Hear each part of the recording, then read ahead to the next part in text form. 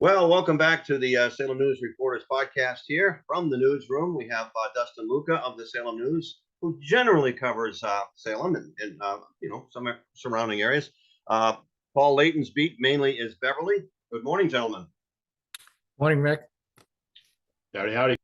All right, Dustin. I do want to start with you because I know you've been out for a few days, but your stuff is always in the paper. And the last time we talked a couple of weeks ago, it wasn't written in stone that Kim Driscoll was going to be the lieutenant governor, but now it is.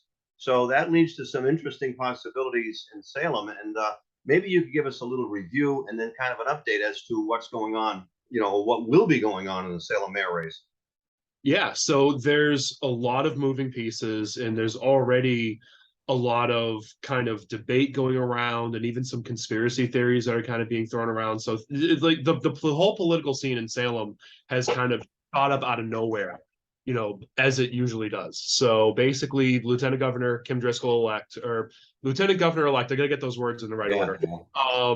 She won the election alongside Maura Healey on November 8th, and now that kind of starts a process where Salem needs to actually figure out what to do with its mayor position, because they haven't actually had, and this is actually kind of remarkable, the last time the city had a guaranteed new mayor was the first time that Kim Driscoll was running. Like there hasn't been like a lost incumbent or anything like that since then. So this moment where Kim wins and is now elevating to a higher state position actually opens up the city to something that it hasn't had in 17 years. And interestingly enough, the city actually hasn't had a special mayoral election going at least as far back as 1960, when Salem adopted new rules through the state to allow preliminary elections.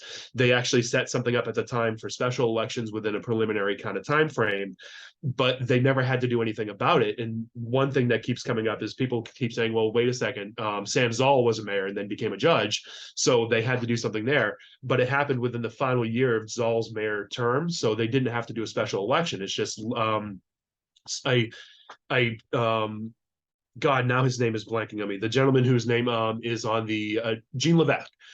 He was a city council president, became acting mayor, and then ran for mayor. It all happened within about an 8-month window, so there was no special election needed.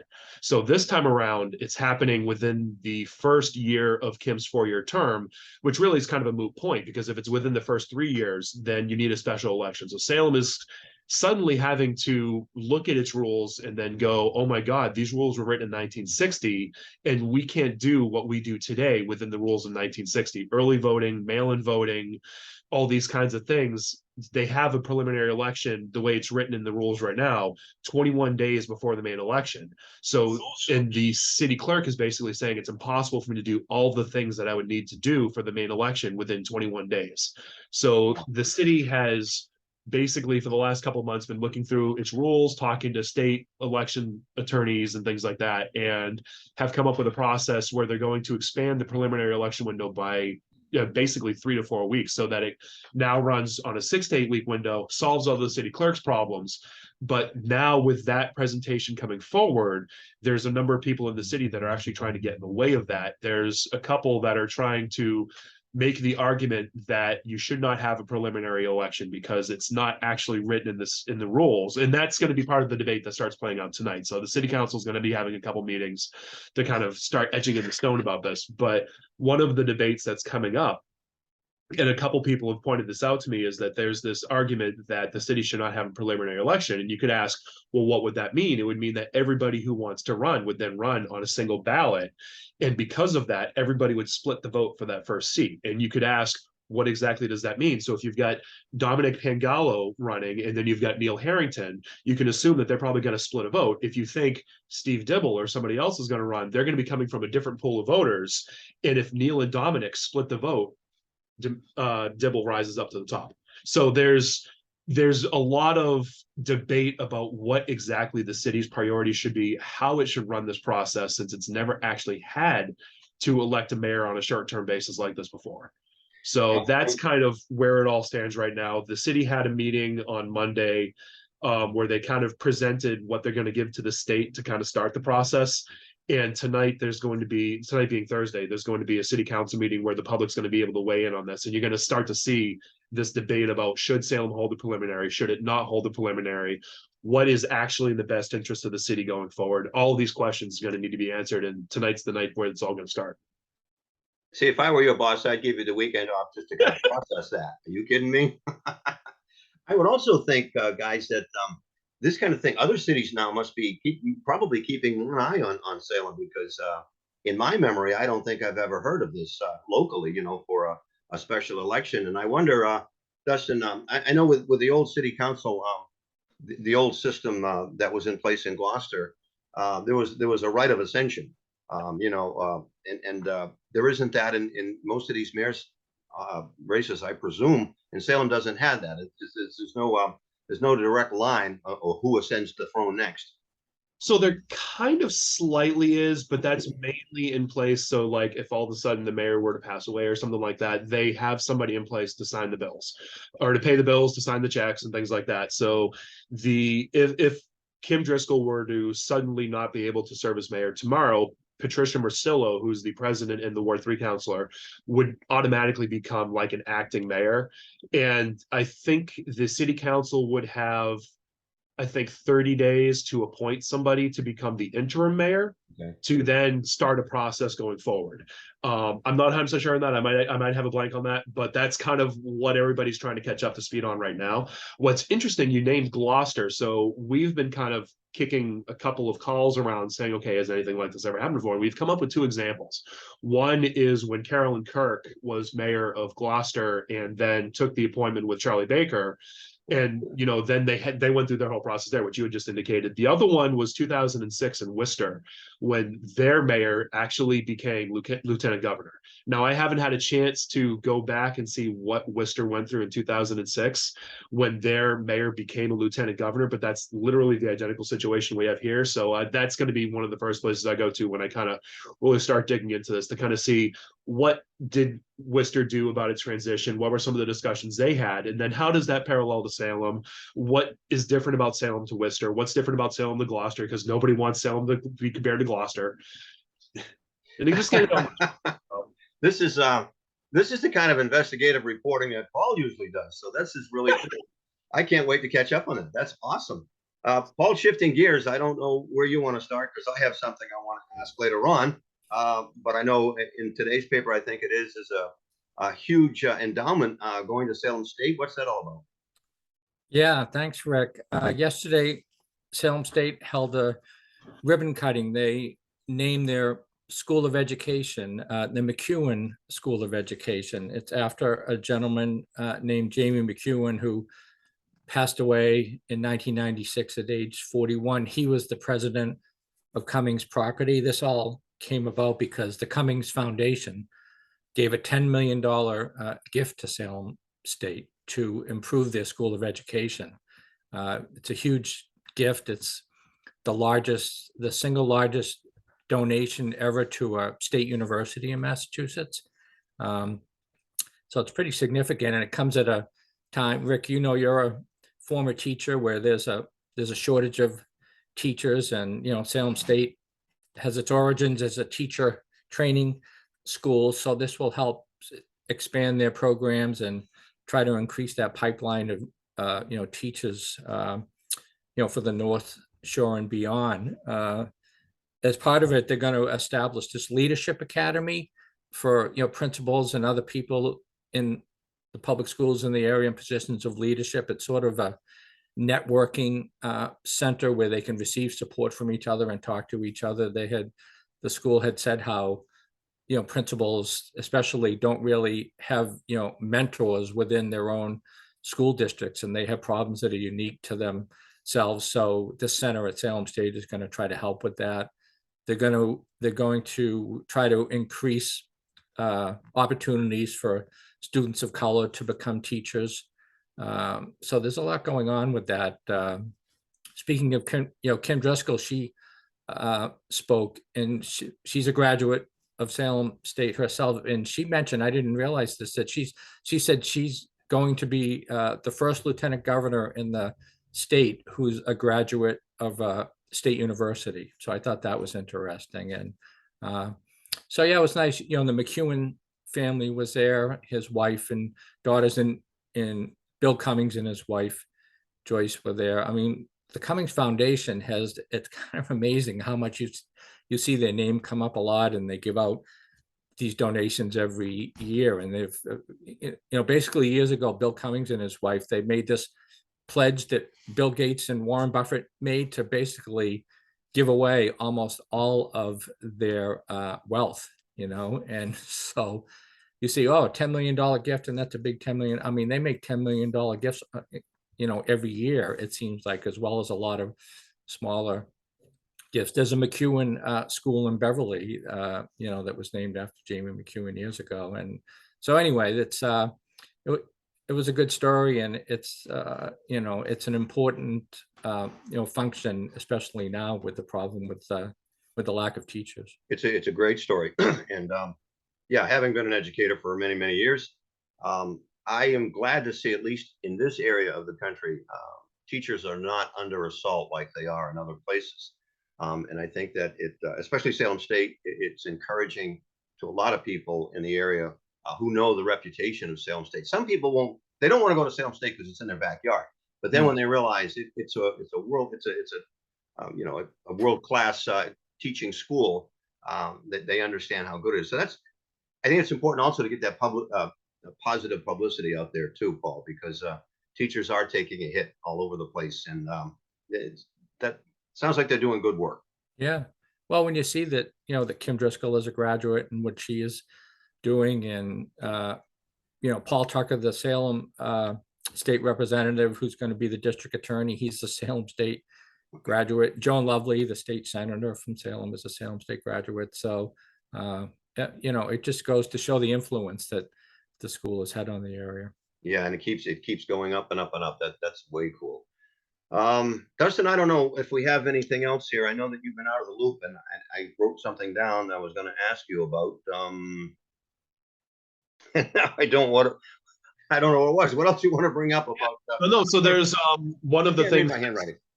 No, that's fine. I mean, it's that, doctors do that same thing, and it's so their patients don't know what the prescription is. Okay. So anyway, no, there's a lot of different things going on right now. Obviously, Thanksgiving is coming up next week, and one of the things that's forefront in everybody's mind is helping nonprofit organizations and things like that. This time of year is when we kind of start reaching out to our food pantries and things like that. And there's actually been a couple of really interesting stories going on there. One is that the Salem Pantry picked up a really, really exciting recognition from the Service Enterprise Initiative, which is kind of something that a lot of nonprofits, strive to get part of. It's like a large national network that deals with kind of the best practices for working with volunteers, putting volunteers to use, and kind of transforming communities through volunteers. And the story about Salem Pantry is really fascinating because they started 30 years ago entirely run by volunteers. And then right before the pandemic started, they hired their staff for the first time. Like, they didn't have an executive director, and they brought in Robin Burns, and then the pandemic hit, and then the pantry absolutely exploded. It, went from being at 2 different sites to now being at 7 different sites, being in every single school, providing meals for kids on the bus.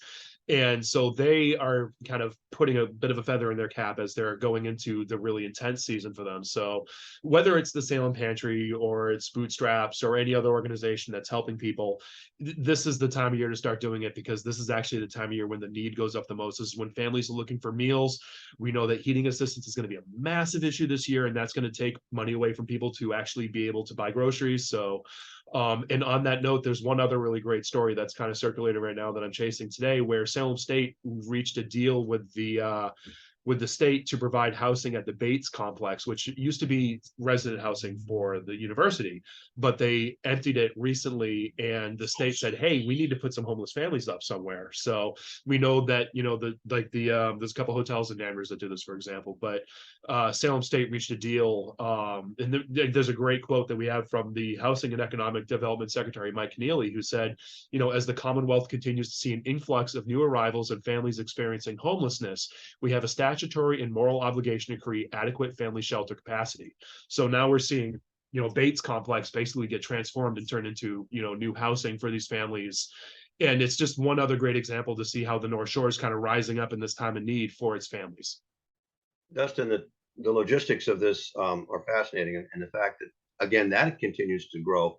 On the human side of things, in your experience anecdotally, what have you found um, it to be for the compassion on one end of volunteers helping and giving, serving, and that kind of thing, and then on the other side, people who are accepting this and need it, but hopefully there's dignity on both sides of the coin here. Oh yeah.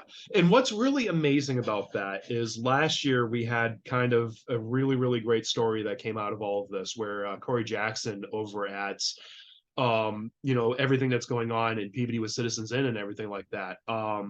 He actually stepped down as executive director, and it was, this massive moment for Citizens In. And I remember when I was talking to him, I went into his office and he pointed to a photo on his bookcase that was actually him as I think a 10-year-old or an 11-year-old basically standing in the line helping to hand out meals. And one of the things that he talked about was how a lot of the families that go to places like Citizens In or Habitat for Hunger or the Pantry or something like that, they oftentimes, when they're on their feet after the fact, they go, I wouldn't have been able to do that without the pantry, and they go back as volunteers. Yeah, that's So awesome. oftentimes you go there and if you go up in the line and you look at the other side where everybody's helping to hand out the boxes of crackers and the cornflakes and things like that, and they say, how many of you people stood on this side before? A lot of them are going to raise their hand. Okay. So it kind of goes both ways. Executive directors used to benefit from it. So That's awesome. That's awesome. Thank you for that, man. Paul, I don't know if you've dealt with that stuff. We in Gloucester, I know there's a big drive this week, and it goes on. We have the open door on Cape Ann, and they do a fabulous job. But the I guess as an adjunct to this, Gordon College is doing something with, or potentially could be doing something with housing and things like that. Yes, so the story is that the Gordon Conwell Seminary they announced a while back that they're planning to basically move to Boston and to sell either all or part of their campus. The campus is 102 acres. So it's one of the most significant, it's going to be one of the most significant land deals really in the history of the town. So what happened was the town and the seminary have gotten together, they've hired consultants, and they're going through this process. They're engaging the residents of the town to see what people would like to see on those 100 acres. So this is in terms of zoning, how it should be zoned for what would be the allowable uses. It all ultimately depends on who wants to buy it and what they want to do with it. But they're trying to sort of get in front of things so that the residents are engaged. And so they had a workshop the other night where people got together at tables and talked about what they might want to see. People want to see, a lot of people want to see it preserved and as open space and have public access. And there are calls for more affordable housing too, and maybe research and development. Somebody told me it's sort of a lot of people's dream would be a New England biolabs type operation there. So anyway, it's a big moment for the town. 100 acres is a huge site. So they're trying to go through this process. Ultimately, any rezoning would have to go through town meeting I think in May, and then you would see what kind of offers you get for the land, what kind of offers the seminary got for the land, and would see what would go there. It's going to be interesting to follow. Is there a final story on the Varian pollution thing that you've been working on? Oh yeah, no, thanks for asking. They actually had a public meeting last week at Shore Country Day School. That's the private school that's been impacted by this contamination. So just briefly, because this has been going on for a long time, Varian is this site in Beverly on Sawyer Road that's had contamination for years, underground contamination in the groundwater. It's getting into the neighborhood, the nearby neighborhood in terms of underground, and people are worried about it getting into their buildings, and the state has been looking into this. But the bottom line is that people are still very concerned about this. Even though the cleanup has been going on for 30 plus years, it's still not cleaned up. There are still potentially toxic chemicals underground that the company's still trying to get to. The company needs to, they've been ordered by the state to come up with a new plan. They've been using these various techniques for the last 30 years that the state says is not working. So they need to come up with a new plan. So this meeting the other night was an update on the process. It's kind of very technical. There weren't as many people at this one. I worry a little bit about, this is what happened years ago. There were all these public, I'm talking about 20 years ago. There was a big response, contamination, people worried, public meetings, hundreds of people showing up. And then 20 years later, people kind of forgot about it. It just kind of wears you out. And, I wrote a story a couple of years ago that prompted this new look at everything and got the state involved, and, citizens formed a group again. So people are still keeping an eye on it, but I have to admit, and I've been writing the stories, it must be hard for people to read the stories when they see a headline, variant contamination. They're like, I think I read that story about 20 times in the last 2 years. And what's different? So bottom line, it's ongoing, but Varian, the company, which is a $3 billion company based in California, they don't even own the property anymore, but they're responsible for cleaning it up. They have to come up with a new way to finally get this cleanup done. Going back to the 60s, it reminds me of quoting a saying, something like, man, you get beaten down by the man, Yeah. and then, because we've had that trouble. I won't go there. No, totally. Finally, before I ask you to promote anything upcoming, you guys, we got to talk about Schubert, Paul, because Schubert. Yeah. I'm sorry, I know you don't, it must be driving you crazy, but it's a fun story. That's kind of our weekly topic here, the Schubert update. No, it is really fun. So there have been 2 books have been published on the Schubert phenomenon, both done by Beverly residents. And one was written by Stanley Foreman and his wife. Stanley Foreman is the former photographer for the Boston Herald and videographer for Channel 5 and other news stations. He's still active. He still responds to the scanner and goes out to scenes. He's a 3-time Pulitzer Prize winner. So you talk, and so he was, like a lot of people, was fascinated by the Schubert story. Stanley, I kind of know him. He's lived in Beverly for a long time. He's the guy that always beats us to the story. You show up on a scene and Stanley's already there. It's kind of irritating, but he's very dedicated. And so Stanley he gets up early in the morning. You see I follow him on Twitter, and he has tweets of the sunrise in Beverly every morning at, 5 a.m. So, but he would go down to the Shoe Pond, which is where Schubert was. I'm assuming people know the background of Schubert the Seal that was in this Shoe Pond in Beverly for weeks. And anyway, Stanley followed him and became very fond of Schubert in the story, took a lot of pictures, and he and his wife ended up putting a book together and got it self-published. It's now available. Then another book was done by a preschool teacher in Beverly named Sarah Hastings. And she's also a nanny and a babysitter, and she would take the kids that she was watching down to the pond and watch Schubert. And that's what inspired her to do a book. And she did the illustrations and wrote the story. The book was published by the Beverly Farms Bookshop, which has its own little publishing firm. So anyway, both of those books are now available. So the movie is next, Rick. Yeah, we'll have to see what's going to be in it. I think one thing I'm going to ask you guys, I might ask you guys down the road is when you got into the business of journalism, if you had a mentor, because you talk about Stanley Foreman showing up early. When I was a rookie at WESX in 1980, there was a fatal fire in Beverly. And I was told, it was like my, I don't know, a second week on the job. And I really didn't have any radio training. And I had to go cover that story like at 7 or 8 o'clock in the morning on the 4th of July, I think it was. And there was a news reporter there from Channel 5. His name was Jack Hines. And he was there, and I had a little identifying thing here, WESX radio, and he could see that I was totally lost. And do you know, without any fanfare, nothing like that. First of all, he introduced himself. Like, I don't know who he is, right? Because he was the evening news anchor for 5 o'clock and 11 o'clock, or 6 and 11. And he took me through the barriers. He introduced me to the fire chief.